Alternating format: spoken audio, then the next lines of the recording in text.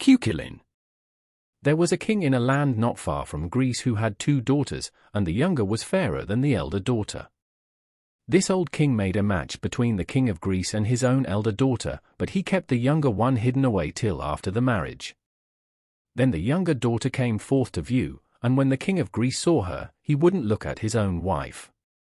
Nothing would do him but to get the younger sister and leave the elder at home with her father. The king wouldn't listen to this, wouldn't agree to the change, so the king of Greece left his wife where she was, went home alone in a terrible rage and collected all his forces to march against the kingdom of his father-in-law. He soon conquered the king and his army and, so far as he was able, he vexed and tormented him. To do this the more completely, he took from him a rod of druidic spells, enchantment, and ring of youth which he had, and, striking the elder sister with the rod, he said, "You will be a serpent of the sea and live outside there in the bay by the castle." Then turning to the younger sister, whose name was Og, he struck her, and said, "You'll be a cat while inside this castle, and have your own form only when you are outside the walls." After he had done this, the king of Greece went home to his own country, taking with him the rod of enchantment and the ring of youth. The king died in misery and grief, leaving his 2 daughters spellbound. Now there was a druid in that kingdom, and the younger sister went to consult him, and asked, "Shall I ever be released from the enchantment that's on me now?" "You will not, unless you find the man to release you, and there is no man in the world to do that but a champion who is now with Finn mac Cumhaill in Erin." "Well, how can I find that man?" asked she. "I will tell you," said the druid. "Do you make a shirt out of your own hair, take it with you, and never stop till you land in Erin and find Finn and his men. The man that the shirt will fit is the man who will release you." She began to make the shirt and worked without stopping till it was finished. Then she went on her journey and never rested till she came to Erin in a ship. She went on shore and inquired where Finn and his men were to be found at that time of the year. "You will find them at Knock-on-Ar," was the answer she got. She went to Knock-on-Ar carrying the shirt with her. The first man she met was Conan Mail, and she said to him, "I have come to find the man this shirt will fit. From the time one man tries it, all must try till I see the man it fits." The shirt went from hand to hand till Cucúlin put it on. "Well," said she, "it fits as your own skin." Now Og told Cucúlin all that had happened, how her father had forced her sister to marry the king of Greece, how this king had made war on her father, enchanted her sister and herself, and carried off the rod of enchantment with the ring of youth, and how the old druid said the man this shirt would fit was the only man in the world who could release them. Now Og and Cucúlin went to the ship and sailed across the seas to her country and went to her castle. "You'll have no one but a cat for company tonight," said Og. "I have the form of a cat inside this castle, but outside I have my own appearance. Your dinner is ready, go in." After the dinner Cucúlin went to another room apart, and lay down to rest after the journey. The cat came to his pillow, sat there and purred till he fell asleep and slept soundly till morning. When he rose up, a basin of water, and everything he needed was before him, and his breakfast ready. He walked out after breakfast. Og was on the green outside before him and said, "If you are not willing to free my sister and myself, I shall not urge you, but if you do free us, I shall be glad and thankful. Many kings' sons and champions before you have gone to recover the ring and the rod, but they have never come back." "Well, whether I thrive or not, I'll venture," said Cucúlin. "I will give you," said Og, "a present such as I have never given before to any man who ventured out on my behalf. I will give you the speckled boat." Cucúlin took leave of Og and sailed away in the speckled boat to Greece, where he went to the king's court, and challenged him to combat. The king of Greece gathered his forces and sent them out to chastise Cucúlin. He killed them all to the last man. Then Cucúlin challenged the king a second time.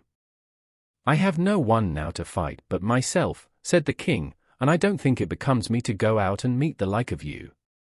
"If you don't come out to me," said Cucúlin, "I'll go into you and cut the head off you in your own castle." "That's enough of impudence from you, you scoundrel," said the king of Greece. "I won't have you come into my castle, but I'll meet you on the open plain." the king went out, and they fought till Cucúlin got the better of him, bound him head and heels, and said, "I'll cut the head off you now unless you give me the ring of youth and the rod of enchantment that you took from the father of Gil and Og." "Well, I did carry them away," said the king, "but it wouldn't be easy for me now to give them to you or to her, for there was a man who came and carried them away, who could take them from you and from me, and from as many more of us, if they were here." "Who was that man?" asked Cucúlin. "His name," said the king, "is Lug Longhand. And if I had known what you wanted, there would have been no difference between us. I'll tell you how I lost the ring and rod, and I'll go with you and show you where Lug Longhand lives. But do you come to my castle? We'll have a good time together." They set out next day, and never stopped till they came opposite Lug Longhand Castle, and Cucúlin challenged his forces to combat. "I have no forces," said Lug, "but I'll fight you myself." So the combat began, and they spent the whole day at one another, and neither gained the victory. The king of Greece himself put up a tent on the green in front of the castle, and prepared everything necessary to eat and drink. There was no one else to do it. After breakfast next day, Cucúlin and Lug began fighting again. The king of Greece looked on as the day before. They fought the whole day till near evening, when Cucúlin got the upper hand of Lug Longhand and bound him head and heels, saying, "I'll cut the head off you now unless you give me the rod and the ring that you carried away from the king of Greece." "Oh, then," said Lug, "it would be hard for me to give them to you or to him, for forces came and took them from me, and they would have taken them from you and from him, if you had been here." "Who in the world took them from you?" asked the king of Greece. "Release me from this bond, and come to my castle, and I'll tell you the whole story," said Lug Longhand. Cucúlin released him, and they went to the castle. They got good reception and entertainment from Lug that night, and the following morning as well. He said, "The ring and the rod were taken from me by the night of the island of the flood. This island is surrounded by a chain, and there is a ring of fire 7 miles wide between the chain and the castle. No man can come near the island without breaking the chain, and the moment the chain is broken the fire stops burning at that place, and the instant the fire goes down the knight rushes out and attacks and slays every man that's before him." The king of Greece, Cucúlin, and Lug Longhand now sailed on in the speckled boat towards the island of the flood. On the following morning, when the speckled boat struck the chain, she was thrown back 3 days' sail, and was near being sunk, and would have gone to the bottom of the sea but for her own goodness and strength. As soon as Cucúlin saw what had happened, he took the oars, rowed on again, and drove the vessel forward with such venom that she cut through the chain and went 1/3 of her length on to dry land.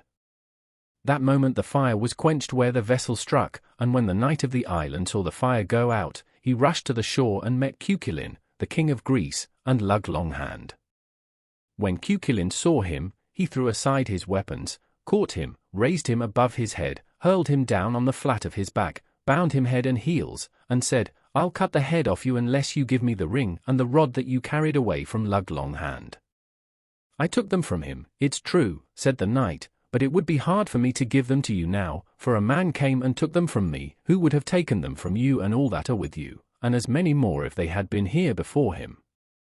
"Who in the world could that man be?" asked Cucúlin. "The dark Gruagach of the northern island. Release me, and come to my castle. I'll tell you all and entertain you well." He took them to his castle, gave them good cheer, and told them all about the Gruagach and his island. Next morning all sailed away in Cucúlin's vessel, which they had left at the shore of the island, and never stopped till they came to the Gruagach's castle, and pitched their tents in front of it. Then Cucúlin challenged the Gruagach. The others followed after to know would he thrive. The Gruagach came out and faced Cucúlin, and they began and spent the whole day at one another, and neither of them gained the upper hand. When evening came, they stopped and prepared for supper and the night. Next day, after breakfast, Cucúlin challenged the Gruagach again, and they fought till evening, when Cucúlin got the better in the struggle, disarmed the Gruagach, bound him, and said, "Unless you give up the rod of enchantment and the ring of youth that you took from the knight of the island of the flood, I'll cut the head off you now. I took them from him, 'tis true, but there was a man named Thin in Iron, who took them from me, and he would have taken them from you and from me, and all that are here, if there were twice as many. He is such a man that sword cannot cut him, fire cannot burn him, water cannot drown him, and it is no easy thing to get the better of him. But if you'll free me now and come to my castle, I'll treat you well and tell you all about him." Cucúlin agreed to this. Next morning they would not stop nor be satisfied till they went their way. They found the castle of Thininian, and Cucúlin challenged him to combat. They fought, and he was cutting the flesh from Cucúlin, but Cucúlin's sword cut no flesh from him. They fought till Cucúlin said, "It is time now to stop till tomorrow." Cucúlin was scarcely able to reach the tent. They had to support him and put him to bed. Now, who should come to Cucúlin that night but Gillen Og, and she said, "You have gone further than any man before you, and I'll cure you now, and you need go no further for the rod of enchantment and the ring of youth." "Well," said Cucúlin, "I'll never give over till I knock another day's trial out of Thininian." When it was time for rest, Gillen Og went away, and Cucúlin fell asleep for himself. On the following morning all his comrades were up and facing his tent. They thought to see him dead, but he was in as good health as ever. They prepared breakfast, and after breakfast Cucúlin went before the door of the castle to challenge his enemy. Thininian thrust his head out and said, "That man I fought yesterday has come again today. It would have been a good deed if I had cut the head off him last night.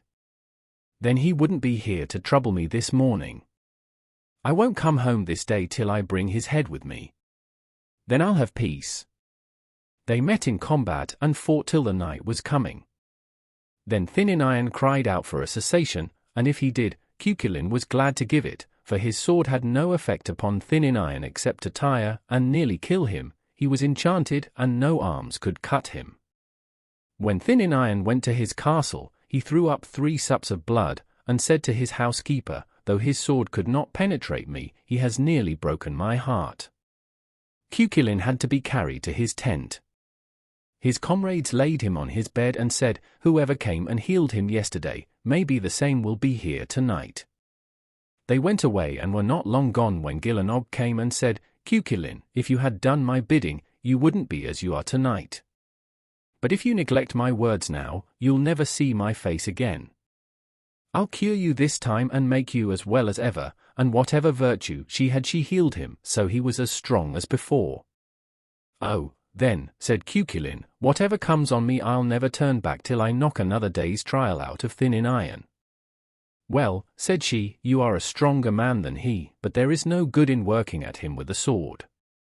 Throw your sword aside tomorrow, and you'll get the better of him and bind him. You'll not see me again."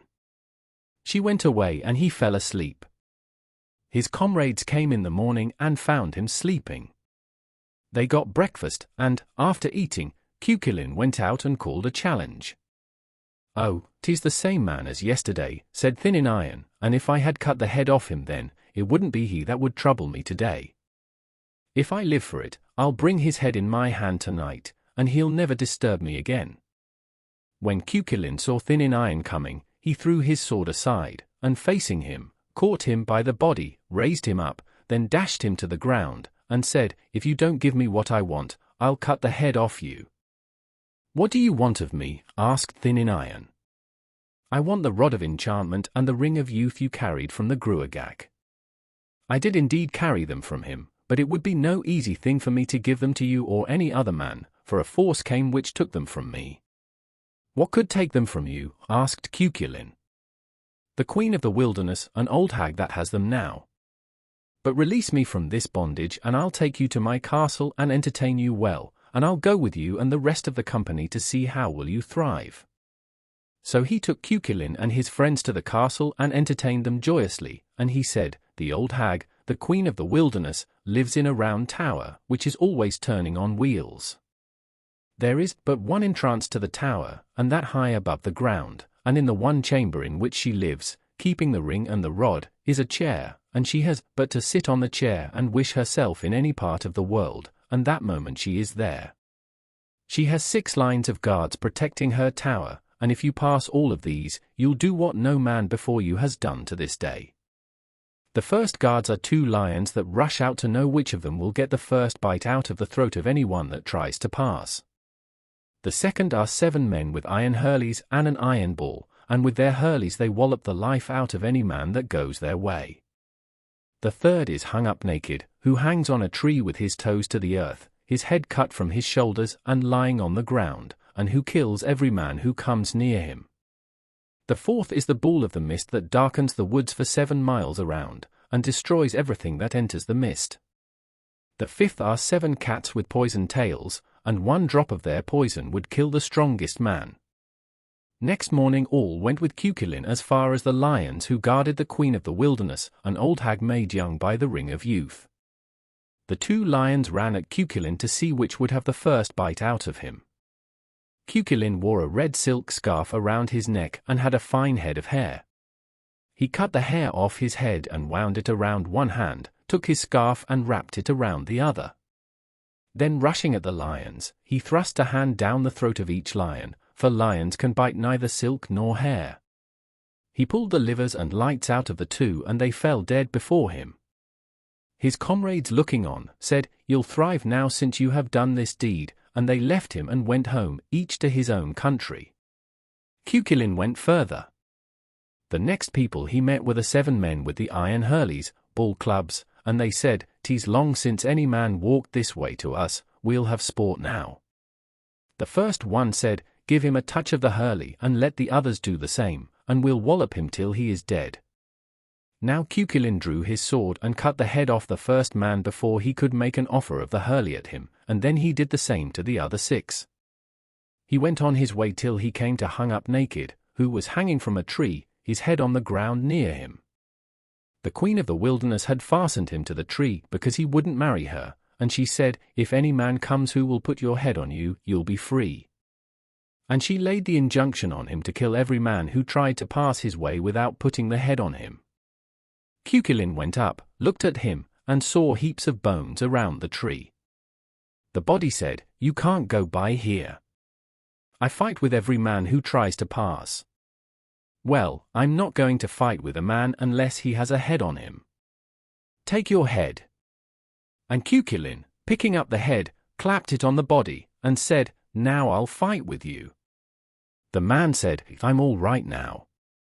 I know where you are going. I'll stay here till you come. If you conquer, you'll not forget me.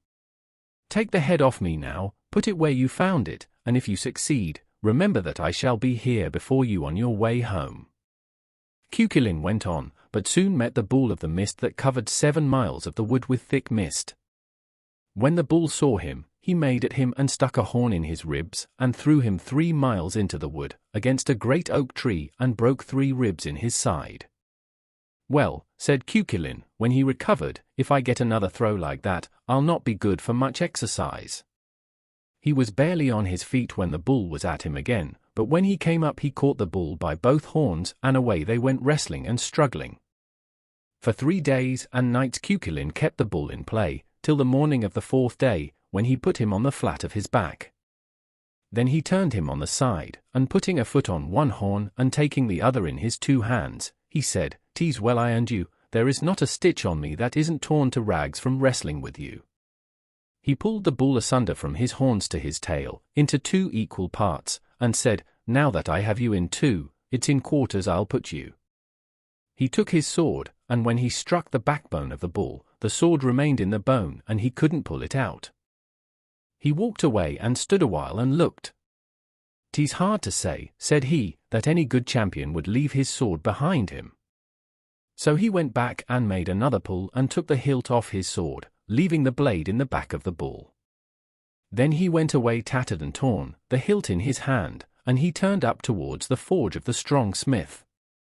One of the smith's boys was out for coal at the time. He saw Cucúlin coming with the hilt in his hand, and ran in, saying, "There is a man coming up and he looks like a fool, we'll have fun." "Hold your tongue," said the master. "Have you heard any account of the bull of the mist these 3 days?" "We have not," said the boys. "Perhaps," said the strong smith, "that's a good champion that's coming, and do you mind yourselves?" At that moment Cucúlin walked into the forge where 12 boys and the master were working. He saluted them and asked, "Can you put a blade in this hilt?" "We can," said the master. They put in the blade. Cucúlin raised the sword and took a shake out of it and broke it to bits. "This is a rotten blade," said he. "Go at it again." They made a second blade. The boys were in dread of him now. He broke the second blade in the same way as the first. They made 6 blades, one stronger than the other. He did the same to them all. "There is no use in talking," said the strong smith. "We have no stuff that would make a right blade for you. Go down now," said he to 2 of the boys, "and bring up an old sword that's down in the stable full of rust." They went and brought up the sword on 2 handspikes between them. It was so heavy that one couldn't carry it. They gave it to Cucúlin, and with one blow on his heel he knocked the dust from it and went out at the door and took a shake out of it, and if he did, he darkened the whole place with the rust from the blade. "This is my sword, whoever made it," said he. "It is," said the master, "it's yours and welcome. I know who you are now, and where you are going. Remember that I'm in bondage here." The strong smith took Cucúlin then to his house, gave him refreshment and clothes for the journey. When he was ready, the smith said, "I hope you'll thrive. You have done a deal more than any man that ever walked this way before. There is nothing now to stand in your way till you come to the 7 cats outside the turning tower. If they shake their tails and a drop of poison comes on you, it will penetrate to your heart. You must sweep off their tails with your sword. 'Tis equal to you what their bodies will do after that." Cucúlin soon came to them, and there wasn't one of the 7 cats he didn't strip of her tail before she knew he was in it. He cared nothing for the bodies, so he had the tails. The cats ran away. Now he faced the tower turning on wheels. The Queen of the Wilderness was in it. He had been told by Thin Iron that he must cut the axle. He found the axle, cut it, and the tower stopped that instant. Cucúlin made a spring and went in through the single passage. The old hag was preparing to sit on the chair as she saw him coming. He sprang forward, pushed the chair away with one hand, and, catching her by the back of the neck with the other, said, "You are to lose your head now, old woman." "Spare me, and what you want you'll get," said she. "I have the ring of youth and the rod of enchantment," and she gave them to him. He put the ring on his finger, and saying, "You'll never do mischief again to man," he turned her face to the entrance, and gave her a kick. Out she flew through the opening and down to the ground, where she broke her neck and died on the spot. Cucúlin made the strong smith king over all the dominions of the Queen of the Wilderness, and proclaimed that any person in the country who refused to obey the new king would be put to death. Cucúlin turned back at once, and travelled till he came to Hung Up Naked. He took him down, and putting the head on his body, struck him a blow of the rod and made the finest-looking man of him that could be found. The man went back to his own home happy and well. Cucúlin never stopped till he came to the castle of Gillen Og. She was outside, with a fine welcome before him, and why not, to be sure, for he had the rod of enchantment and the ring of youth. When she entered the castle and took the form of a cat, he struck her a blow of the rod, and she gained the same form and face she had before the king of Greece struck her. Then he asked, "Where is your sister?" "In the lake there outside," answered Gillen Og, in the form of a sea serpent. She went out with him, and the moment they came to the edge of the lake the sister rose up near them. Then Cucúlin struck her with the rod, and she came to land in her own shape and countenance. Next day they saw a deal of vessels facing the harbour, and what should they be but a fleet of ships, and on the ships were the king of Greece, Lug Longhand, the knight of the island of the flood, the dark Gwagok of the northern island, and Thin Iron, and they came each in his own vessel to know was there any account of Cucúlin. There was good welcome for them all, and when they had feasted and rejoiced together Cucúlin married Gillen Og. The king of Greece took Gillen Og's sister, who was his own wife at first, and went home. Cucúlin went away himself with his wife Gillen Og, never stopping till he came to Erin, and when he came, Finn Mac Cumhale and his men were at Kilconely, near the river Shannon. When Cucúlin went from Erin he left a son whose mother was called the Virago of Alba. She was still alive and the son was 18 years old.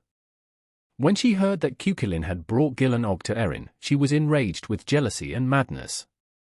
She had reared the son, whose name was Conlan, like any king's son, and now giving him his arms of a champion, she told him to go to his father. "I would," said he, "if I knew who my father is. His name is Cucúlin, and he is with Finn mac Cumhaill." "I bind you not to yield to any man," said she to her son, "nor tell your name to any man till you fight him out." Conlan started from Ulster where his mother was, and never stopped till he was facing Finn and his men, who were hunting that day along the cliffs of Kilconally. When the young man came up, Finn said, "There is a single man facing us." Conan Mael said, "Let someone go against him, ask who he is and what he wants." "I never give an account of myself to any man," said Conlan, "till I get an account from him." "There is no man among us," said Conan, "bound in that way but Cucúlin." They called on Cucúlin, he came up and the two fought. Conlan knew by the description his mother had given that Cucúlin was his father, but Cucúlin did not know his son. Every time Conlan aimed his spear he threw it so as to strike the ground in front of Cucúlin's toe, but Cucúlin aimed straight at him. They were at one another 3 days and 3 nights. The son always sparing the father never sparing the son. Conan Mael came to them the 4th morning. "Cucúlin," said he, "I didn't expect to see any man standing against you 3 days, and you such a champion." When Conlan heard Conan Mael urging the father to kill him, he gave a bitter look at Conan, and forgot his guard. Cucúlin's spear went through his head that minute, and he fell. "I die of that blow from my father," said he. "Are you my son?" said Cucúlin. "I am," said Conlan. Cucúlin took his sword and cut the head off him sooner than leave him in the punishment and pain he was in. Then he faced all the people, and Finn was looking on. "There's trouble on Cucúlin," said Finn. "Chew your thumb," said Conan Mael, "to know what's on him." Finn chewed his thumb, and said, "Cucúlin is after killing his own son, and if I and all my men were to face him before his passion cools, at the end of 7 days, he'd destroy every man of us." "Go now," said Conan, "and bind him to go down to Bale Strand and give 7 days fighting against the waves of the sea, rather than kill us all." So Finn bound him to go down. When he went to Bale Strand, Cucúlin found a great white stone.